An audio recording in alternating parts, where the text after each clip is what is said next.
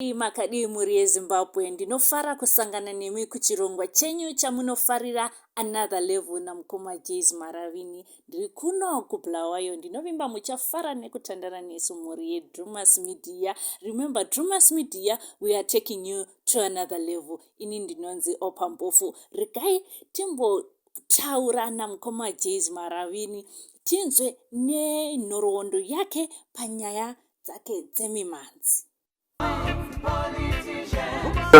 Salbona lonke Zimbabwe, Africa, and the rest of the world. Jeys Marabini. Jeys Marabini is a musician born and bred in Zimbabwe. I grew up in Material South. People happen to look at Material South. Ngafunda khona ngaya esikolo khona wazalwa umusician uJeys Marabini khona.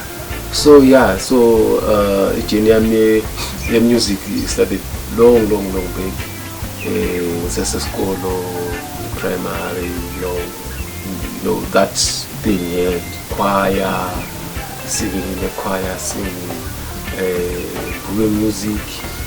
Senza magroup ukuhlabelela computer others, and so the music into nje emvele enkulu ngithanda kakhulu kula konke ebengikwenza esikolo ngoba esikolo mina I was an athlete ngigijima kakhulu ama long distances esikolo of 12 rounds long distances 12 kilometers, 21 kilometers, 42 kilometers. So ngidlala lebhora phinde futhi ngidlale lokuze le-baseball. Ngidlala uthawa baseball. Okay, lithele likhulele eMatabeleland. Yes. Indawo ikungaphi exactly? Alright.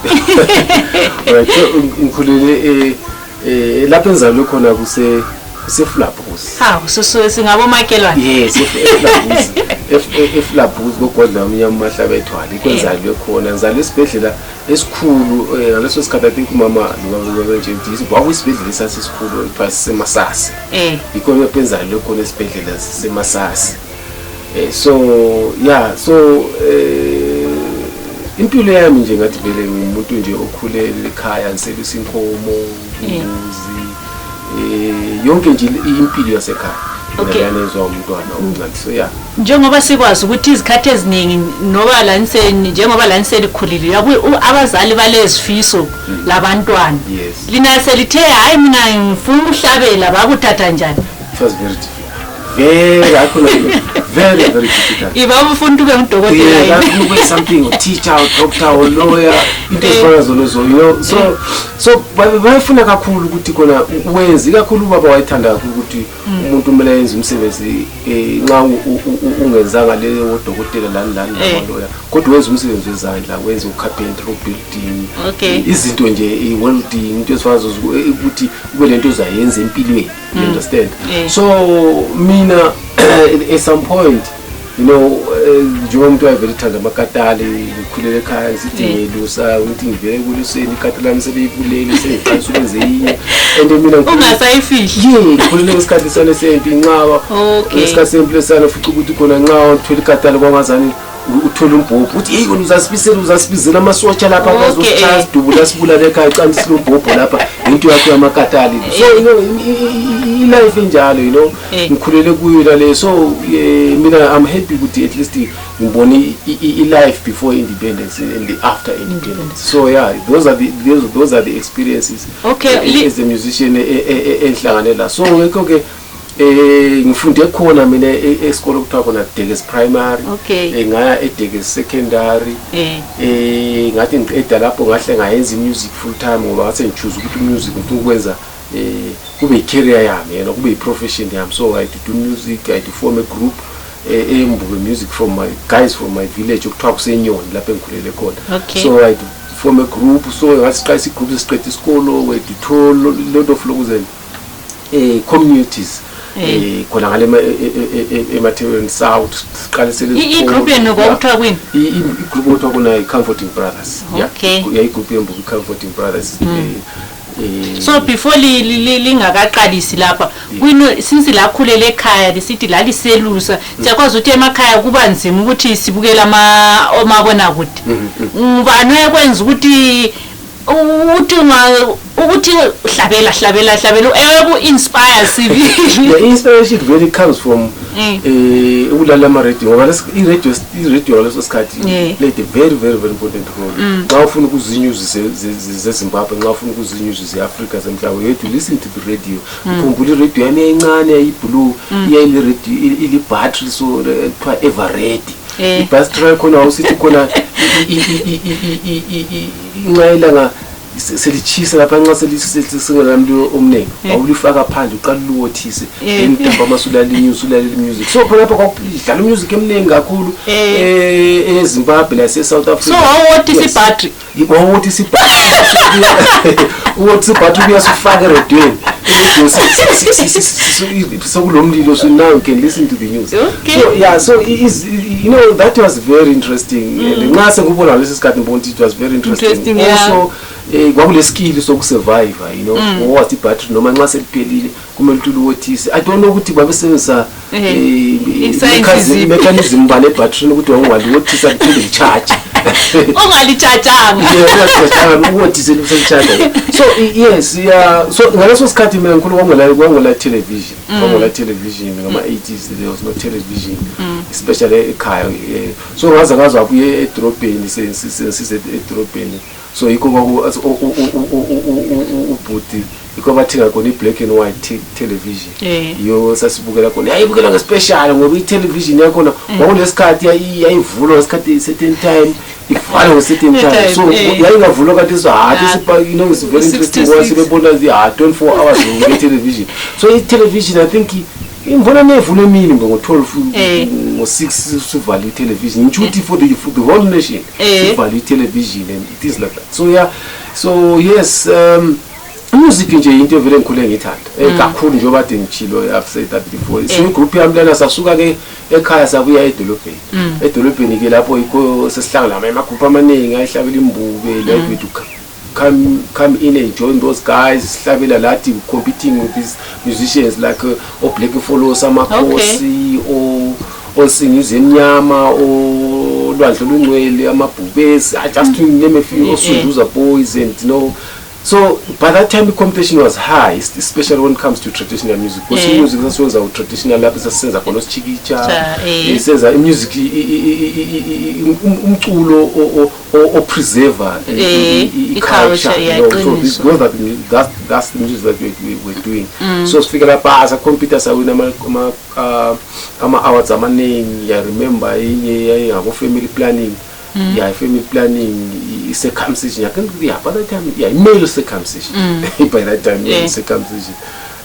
So promoting that our competitions and so to travel also a lot. This year, especially Koblawa, Matilda we travel also as far as Itari, St. Bernard, Lagos, Kutu, Mpandawana, singing music, and people really appreciating the music so much. So Mpandawana Lego could I remember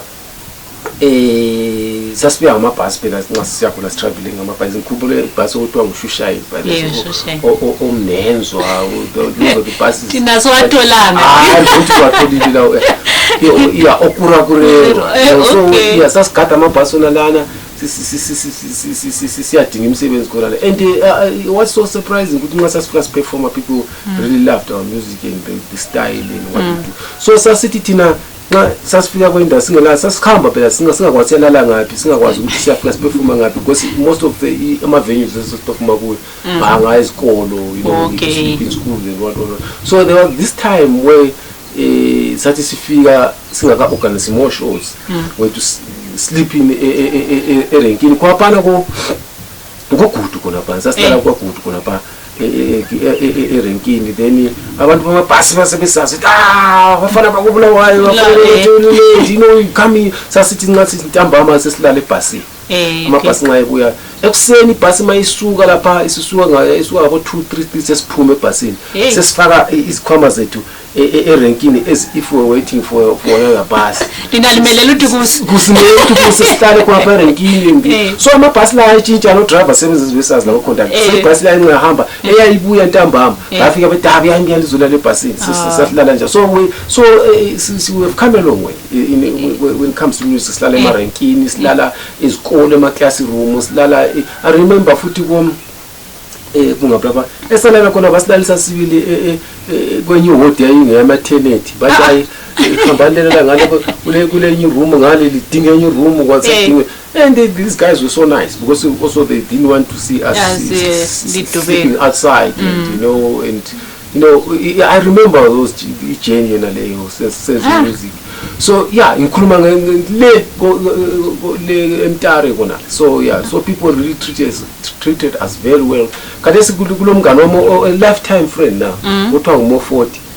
Mo 40 samthola leso sikhathi sesesikole sihlabele esikhulu. And now wabuya azosebenza kubulawa lapha e-national parks. So now ngathola a lifetime friend. A lifetime simthola esikole ngoba sasiya ngakibo. Ngabe sifike sidle umama wakhe ubaba wakhe was so nice. Nxa singela kudla they do call us ukuthi no come and see. Ngikhumbula le church ye-Roma, yeah, a church ye-Roma. They had to give us food. They had to, stand very, saslabela ngama Sundays at church nxa singela ama shows because most of our shows are during the week where we're performing in schools and So yeah, so what was something very genuinely enzima. So I've seen all in the music industry. I've traveled also outside Africa.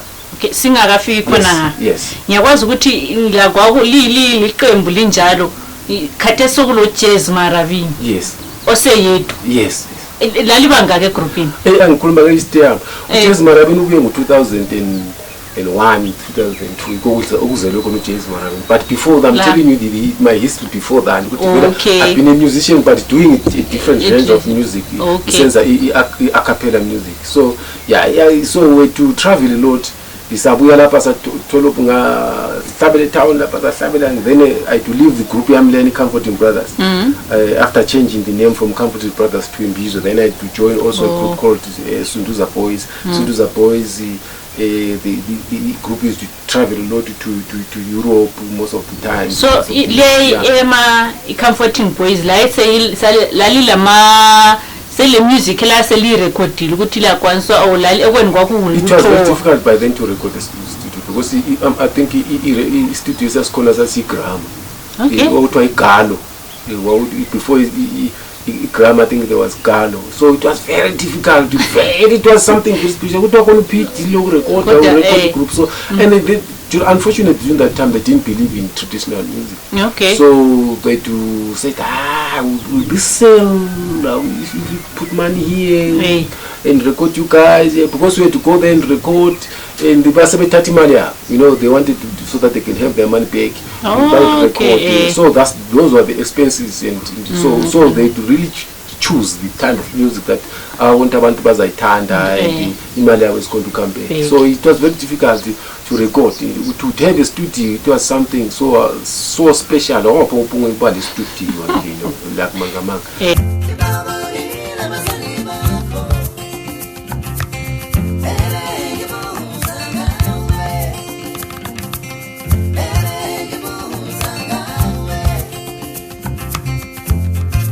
So yeah, so we traveled a lot, music and also like a band. We went to Europe, UK, Germany, Spain. But likhona ngale babelamukela njani? Angikwazi vele ngakutshela I don't know ukuthi ngendlela abafaka ivalo into art, into music. People to come to see us perform in very big venues, like especially in India.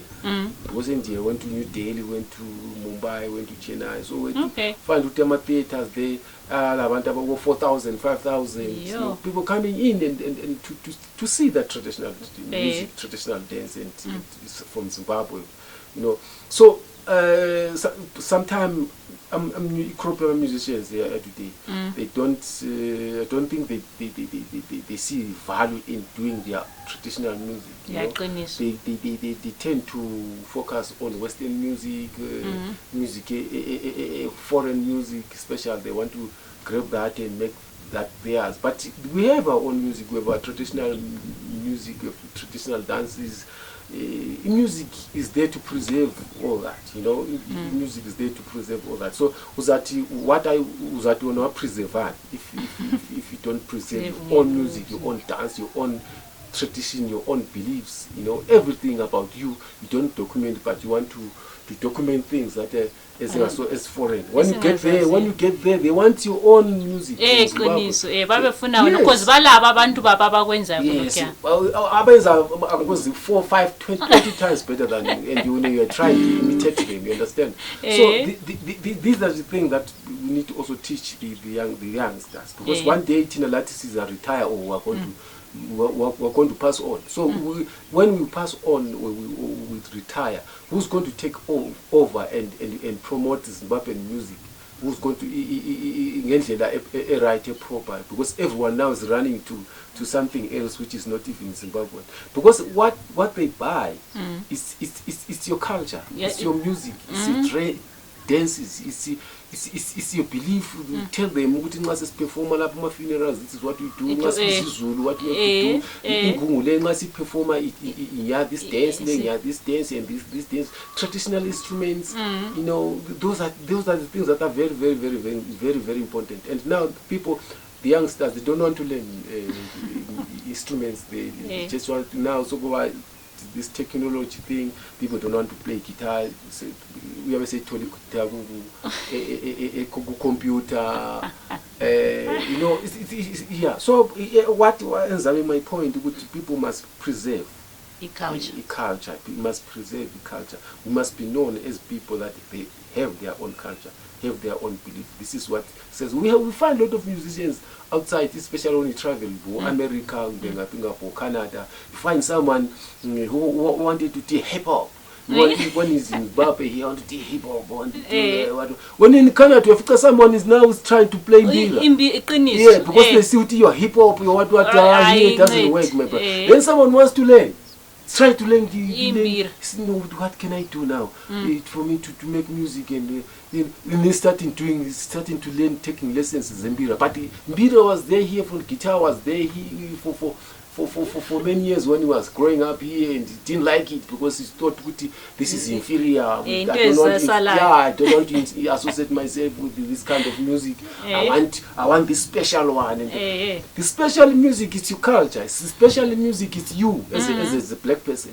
That's what is special. That's what is special more than anything else. Because what I'm doing as Jeys Marabini, no one can do it.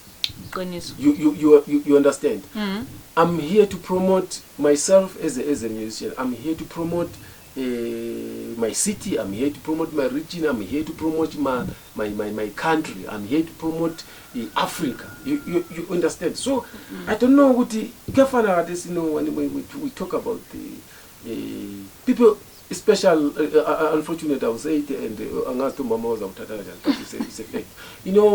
Especially African women want to be white. They want to be white in their minds because they think black is not it. I think they think maybe black.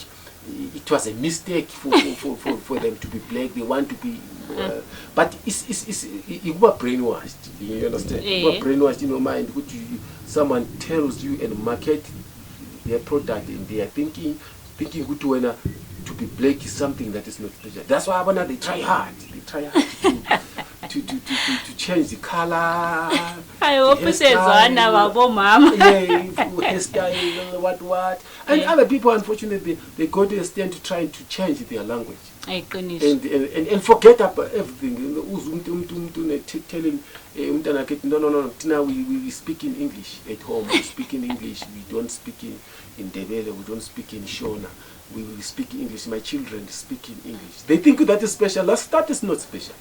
But at the end of the day, when those children are grown up and they are adults, they want to know where they come from. You understand? There will be a time when they want to know who they are as a person. What history? What are you going to tell them? What are you going to tell them? If even yourself you don't know ukuthi mhlambe kuyathethelwa mhlambe kudlala ingungu or mhlawumbe you don't know ukuthi khona who was your father's father and what grandfather's father what going back they don't know. But here you find good people know more about Robert Moffat. They know about this great writer who wafa kudala ama 18 something how can I forget this British lokuzen writer lokuzen ngizalikhumbuza izwi la you know he was marketed in such a way ukuthi khona everyone must know that person. Okay. You know and ingcwaba labo Rose labo people come in and pay money to take a picture. But when you go to your father's grave, your grandfather, but no say lawyer no. Say you know he's going to the graves, he's maybe doing something. Sesafundisa ukuthi aba okhulu bethu imoya emibi. You understand? Yes, yikho sesakufundiswa khathesi but which is wrong. Exactly. That must be corrected. Writers, authors must write about our history. And unfortunately, when you go overseas, you find there are a lot of books. There's a lot of music, there are a lot of documents, documentaries and talking about Africa, talking about Zimbabwe. You know, history is written by other people. You understand? If someone comes here as a journalist or as a missionary, start writing books, starts telling his story, cite a story. And that you go, you understand? The generations to come. But us, like what you are doing today, you don't have come here to want to know more about Jeys Marabini, and also that I can tell my story before I die, so that when I die, people won't start talking lies about me. You understand? So a lot of the history here, Africa, Zimbabwe, is written by foreigners. So we have to take up a challenge as Zimbabwe and preserve our culture and preserve what belongs to us. You understand? And our history. You know, it distorted. So this is what I see, because you go outside. I went to tour. It was in Austria.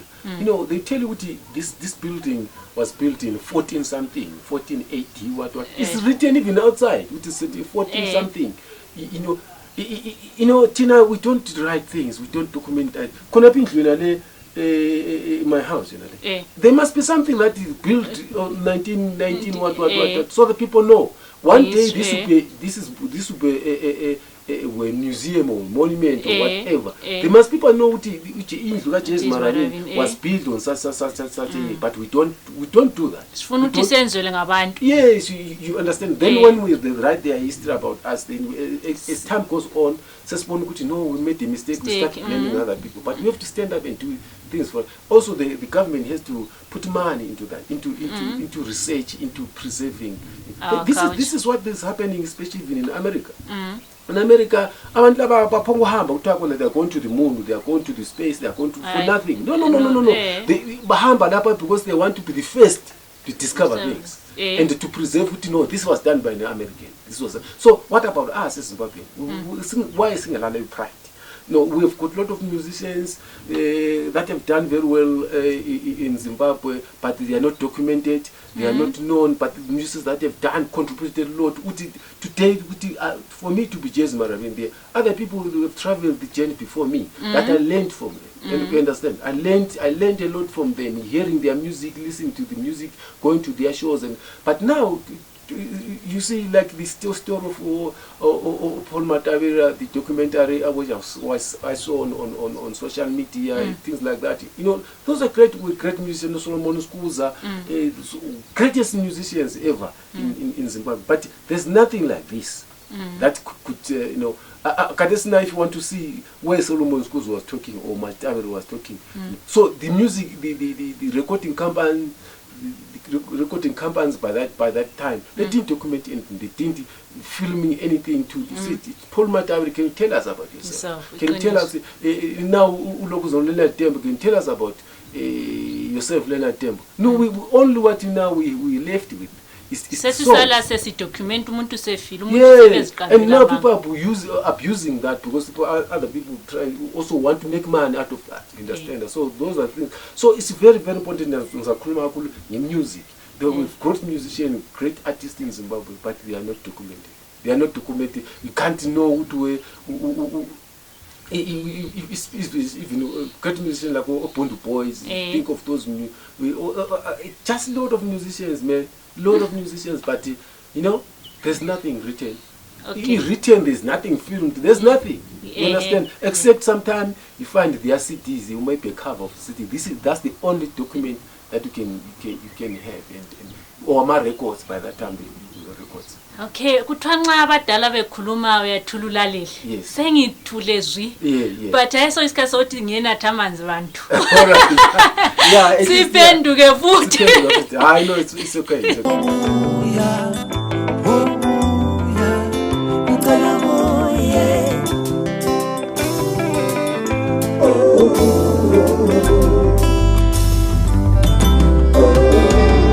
Siqhubeka njalo lokho silawa uJeys Marabini. uJeys Marabini nguJeys sibili wesithupha lo Marabini isibongo kumbe ukamba njani? Alright, mina ibizo lami lokuzala ngumajaha wodwa Ndlovu. Yebo. Ngumajaha wodwa Ndlovu. Ilele ibizo lika Hulumende. Inondlovini. Yeah. Oboya benyathi. Yes, yika. Alike lingenzela isitemo ngisazi sicina khona apha kuphela. Mina ngumajaha wodwa Ndlovu ozalwa kwaGodla umnye amahlaba ethola amajampondo. Amalala ndawonye. Kodwa omnyama. Phezulu le phansi kwenduna enkulu mafuvezi mathayi emdabula jeke. So thina singaba koNdlovu abakomalinga abakomjayela ezidle ekhazi swelabelusi. Omsindazo ogabazi. So yithi thina ngabo so yikho lapha iyimve lapha yami lapha so mina ngizalwa ngumankomo. Umama umankomo eBhelila Nkomo. Ngizalwa ubaba nguSihawu Ndlovu. uSihawu Ndlovu izalwa yena umlingo wayethetha uMadube umlingo ezalwa nguMadubeko. Kusemuva nje uMadubeko ezalwa ngumjayeli. Kuba ngento zakudala lapho ngesikhathi kubuyo omzilikazi obo 18 something. So yes, ukhokho wamavele eSouth Africa. Yes, and I had ukuthi ukhokho wami efika lapho wafika ngama 80 something wathatha ukhokho osifazana le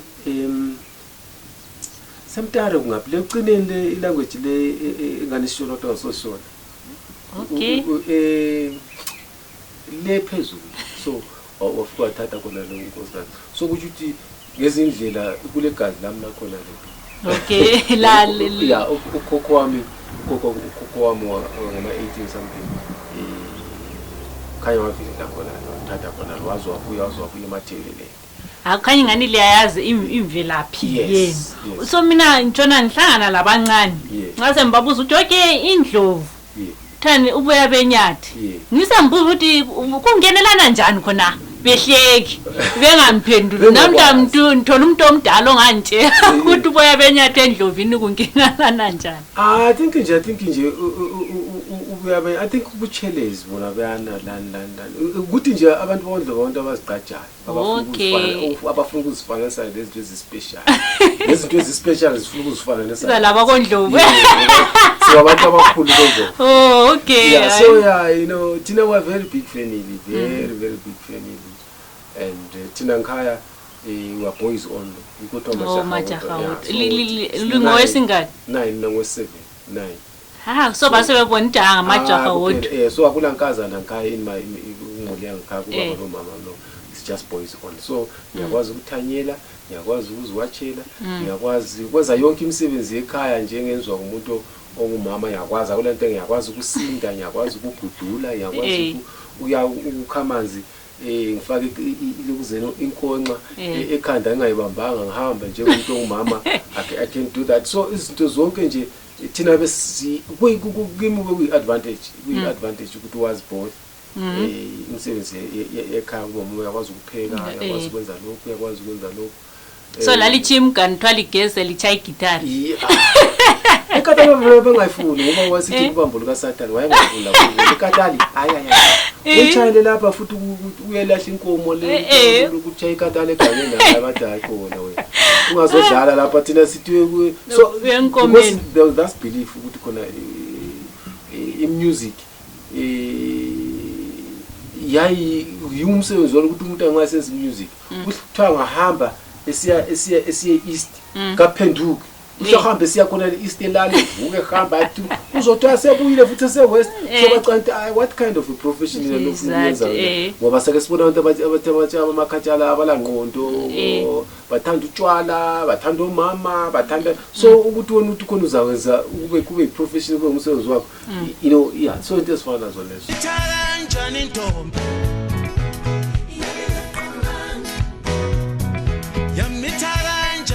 bekhaya we ayila mabele vele kayiqomanga le ekuqaliseni kwenu lapha lisithi selilodwa selingu Jeys Marabini lilama album amangaki liseliwayenzile sengilama albums amaningi kathi singile 9 ama albums since 2002 so Jeys Marabini abantu abaningi bazi Jeys Marabini more than majaha sahlabile imbumbe la so Jeys Marabini ukukhona 2001 2002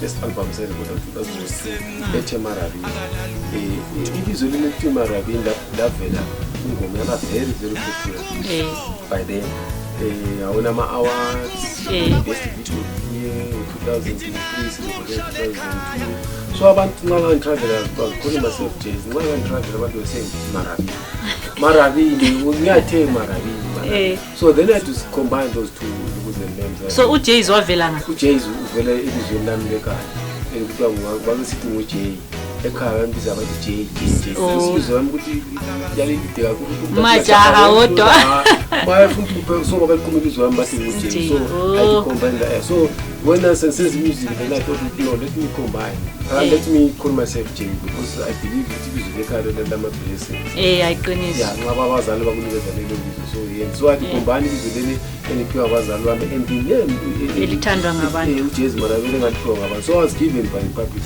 so sometimes they confuse ukuthi kodwa my music is Marabini because I did a song and the video that was so popular in Zimbabwe sauna award for that so you know yeah alingake lisithi fahla ngiyakwazi ukuthi kulama 2K ngesikhathi sangikona ayizalo kodwa ufuna ukwazi ukuthi Marabini yes so yeah ingoma Marabini Marabini mfana Marabini shayitapu shayipamcha mfane mara ayifuna le ngoma Marabini ngokusemagigini Marabini okay Marabini magigini mapatini nandi kanjalo dress code yakho na wangabogumu bottom you know izinto nje that dressing at that time so from there I did an album after that one called Tutuani Wotando then I did an album also to elandela lapho ngoba lengoma ukuthi umuzi kababa thando lwakho that album was so powerful then I did another album called Sound of the Day Tomorrow ngoma ikhuluma ngamalungelo omama amalungelo kuma ngoma ezabe famous album from the then ngoma album to one time ngoma to izinangi yabayithanda kakhulu abantu bayithanda kakhulu kade sokuzoyithanda then ngikwazi ukuchaya show ngayishaya whether I like it or not I must play it whether I like it or not so people want that song ngaze ngiphinde how many times indaba lalibhale no ingoma nje is traditional because promoting into traditional music that is traditional it's so powerful to last forever because we're talking about the beat traditional music is a beat that's why they tend that way so yeah so from that one I did an album izenzo engirepresent South Africa where I featured the late Nana Korete from Still. Very powerful song ngoma yabo Jeys. Ngoma eziningi awuzithanda sasenze ingoma ye World Cup. Okay.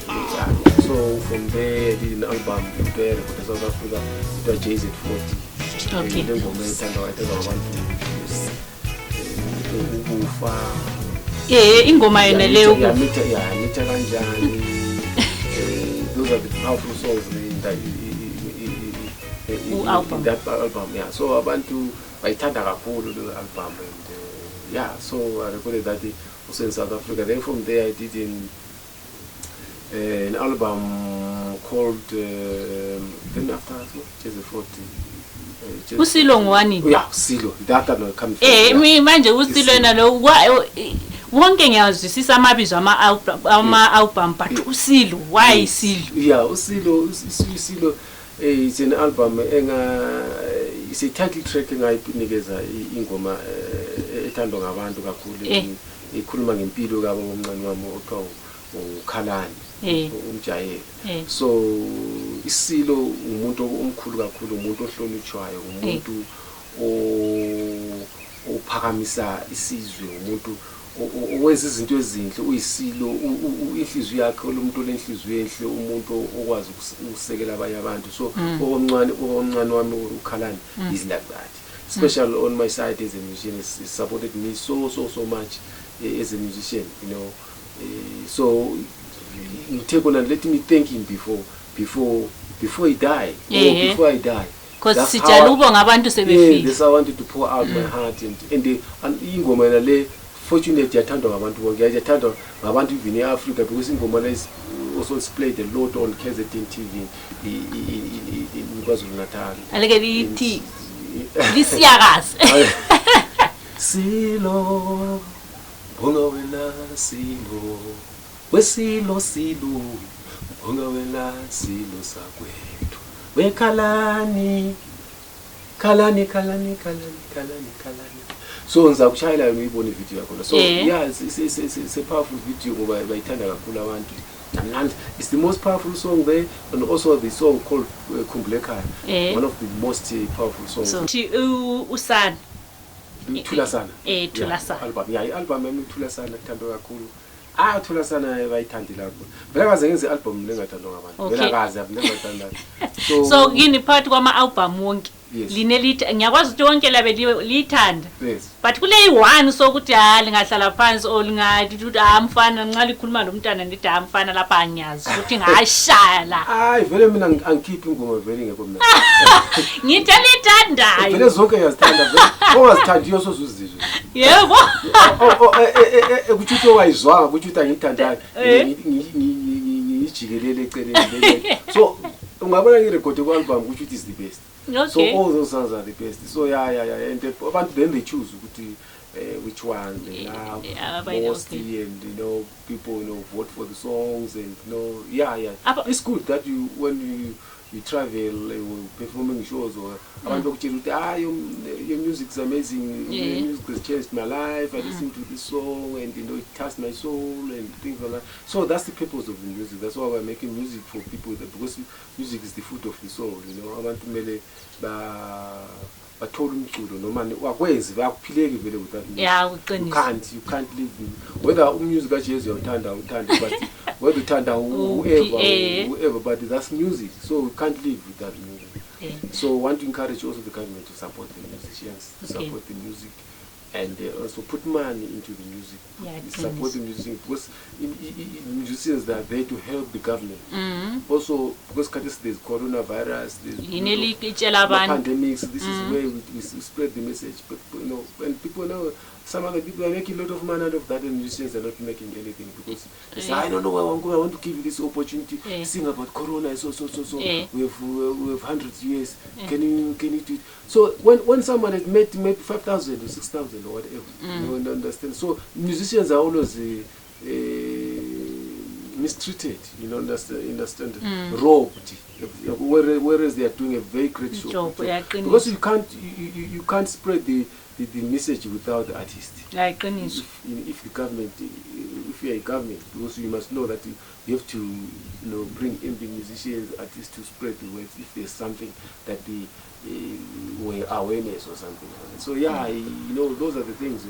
As musicians in my career, those are the experiences essential.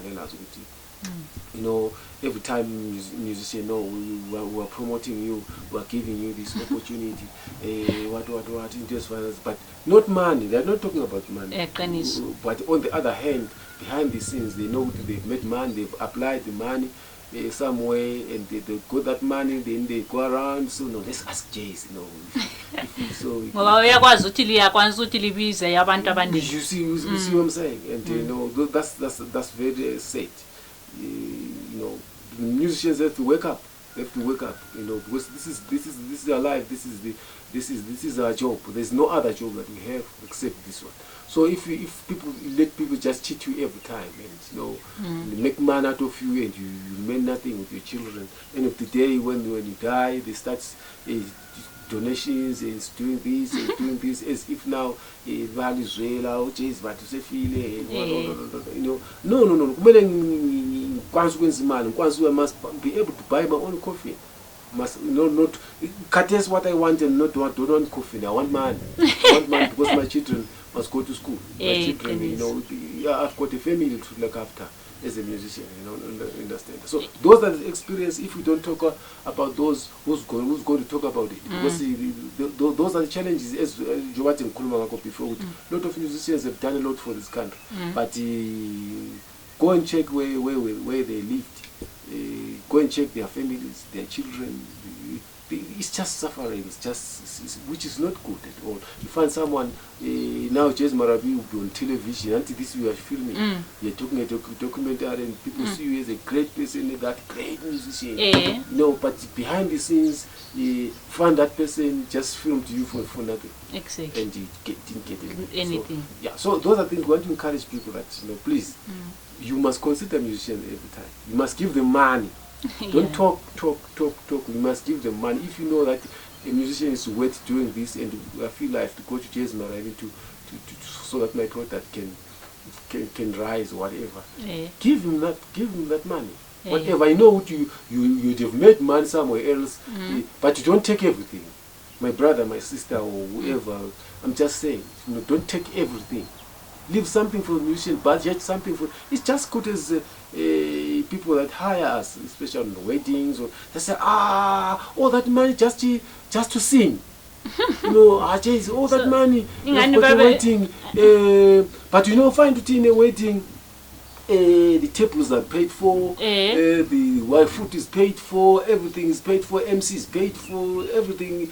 It's just paid for, only for the musician. Man, you don't have money, but we want you. Those are the things. Those are the things. They are killing the industry. They are killing the passion. They are killing. Everything about the musician is killed if the people act like that. Sesiyafika emaphethelweni ngiyathemba abantu abaningi selizwile ukuthi uJeys wakhula njani, kuhamba njani, lokuthi ezefike lapha khona ufike njani. Ngalesi sikhathi sengizathi ukuthi abalembuzo ngiyakwazi ukuthi nxa siselis labe lifuna ukubuza ukuthi uhamba so but ngiyakwazi labe lifuna ukwenzela ama adverts inamba zona lezi eziphumayo lathinta thina sesiliniki inamba zikabani zika Jeys Marabini because singaliniki singafaka ezika Jeys hayiphela iyetshona engu receptionist wefoni yakhe abantu sebemfonela nje kuphela kodwa hayi ngalesi sikhathi sesishiye emaphethelweni babu Jeys bengicela imbuzo yami yokucina njalo ukuthi ngisengiqeda ngiyibuze ngoba ngayibuze ekuqaliseni abanye bakwazi ukumbalekela so okokucina ukuthi lithethe na lithethe sibili oyedwa o abaningi lithethe unkosikazi uFatima Nyoni labantwana bama abathathu umzimazi Jeys Ndlovu, Sibusiso Jeys Ndlovu, Jahelihle Jeys Ndlovu. so yibehlala labo khona ngamajaha wodwa futhi ngamajaha wodwa futhi hayibo so uJeys lo sehle wakhula vele ilegacy yakho nesalikho ngaze ngihambe yasalikhona ngiyaye ngikwathi phakathi kwabo ukhona umunye uzafuna ukuthi ehlabile yes hayi ngiyabonga kakhulu ngiyathemba ukuthi abanye bayophela imbuzo abantu abayifunayo kulawa kunyo konke khona so hayi liyazwela phela ukuthi hayi Jeys uthethela ulabo majaha wodwa futhi siyathaba kakhulu baba uJeys ngokuthi lisinike isikhathi senu lathi khuluma le Drewmas media sabonga kakhulu sengani lokho labe likwenze ngokuqiniseka likwazi ukuthi le support enye vela kithi ama fans kodwa labade betshela ukuthi kufanele be support futhi I hope ulizwile yes ngicela ukuthi ngikhona abantu uJeys Marabini khona ku Facebook Jeys Marabini khona ku Instagram Jeys Marabini khona ku Twitter Jeys Marabini khona ku YouTube please go and view our videos view our work kuzo zonke lama media platforms and so kade sikule ngoma emethandwa ngabantu kakhulu ngikhohle ukuyibuza man kakhulu eAfrica kakhulu uTaja Delivery yakwahamba njani nasike idlalwa kakhulu ingoma le ku Uganda ku South Africa Botswana Swaziland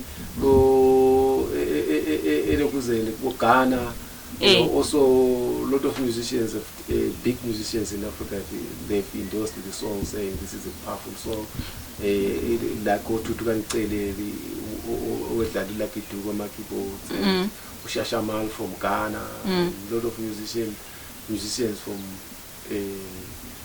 from Africa right now. So I'm happy with the outcome of the song and we did a video for it and it's equal video. If you want to know more about that song please go on YouTube and check Jeys Marabini link yena Jeys Marabini Jeys sizathu kubadlalela mbijana uthi bezwe why reggae. Yeah, no, as a musician you have to diversify sometimes, I'm just saying. Diversify and try other things and try other sounds because if you are creative, of course you can't fail to do anything as far as the music is concerned. So I decided to do a reggae song and that reggae song is very powerful and also now I'm thinking of doing an album for a reggae album because the response is overwhelming. Yeah, it's just ingoma yonkhona iyachaza. So yeah. So I'm happy with the response that I'm getting from Zimbabwe and Africa, you know. And ingoma lesidlala kuma programs go UK, you know, our programs reggae. So people really love the song. Deliver us from this pandemic. Yeah.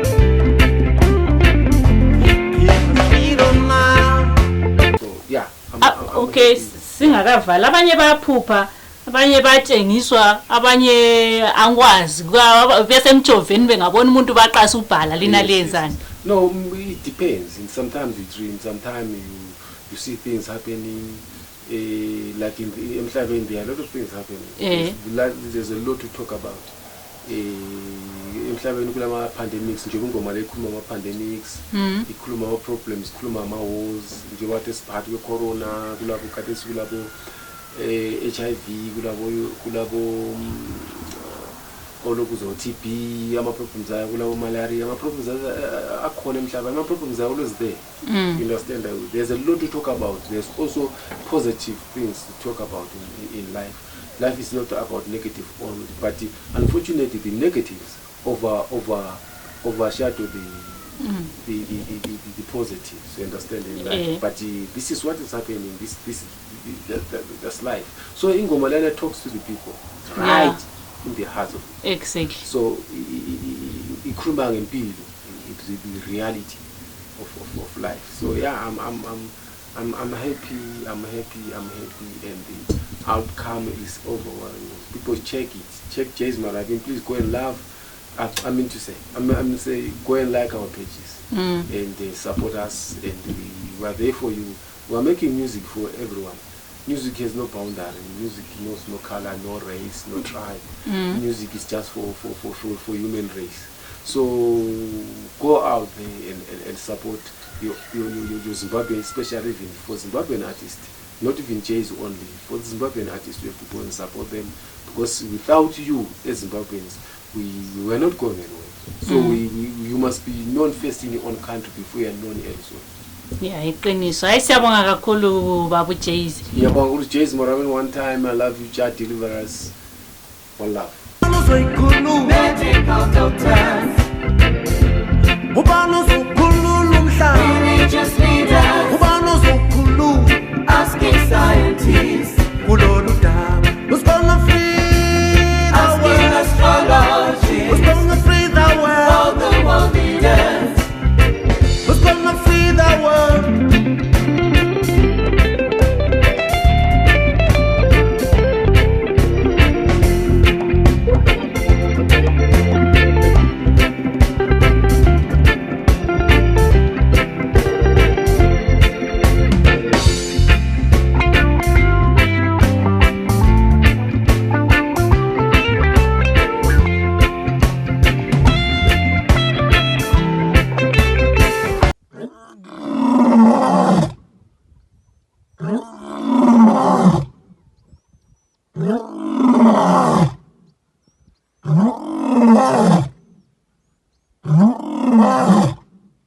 Oh,